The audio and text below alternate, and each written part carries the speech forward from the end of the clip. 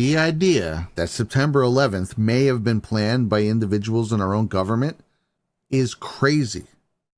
But that's just the start of it. Here's where the long list of, quote, incredible coincidences that are 9/11 begin to pile up. For instance, what if I told you that former Secretary of State James Baker and former Deputy Director of the CIA Frank Carlucci spent the morning of September 11th at a conference with none other than Osama bin Laden's brother, Shafiq bin Laden, with George Bush Sr. also being there, among all three, just the day before. The event? An investors conference for the Carlyle Group, an investment firm that just so happened to be at the time one of the U.S. military's largest vendors. Carlyle Group achieved this status by owning Lear Sigler Services, a leading contractor in aircraft logistics support, maintenance, pilot training, and ground support.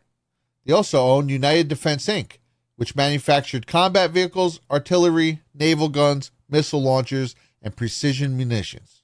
Both of these companies went on to receive billions in Pentagon contracts in the aftermath of 9/11. Carlyle Group was more specifically a private equity firm, which in layman's terms means that they buy fledgling companies, restore them over the course of 5 to 10 years, and then sell them for a profit. Basically like flipping houses, but with million-dollar corporations. Carlyle were essentially put on the map when they brokered a deal for Prince Alawid bin Talal to buy $590 million of Citicorp in 1991. But what made things really take off for them was in 1993 when none other than George Soros invested $100 million in their Carlyle Partners II fund. With Soros' endorsement, the floodgates opened, and by September of 1996, Carlyle Partners II fund had shot past their initial goal of $500 million to $1.3 billion.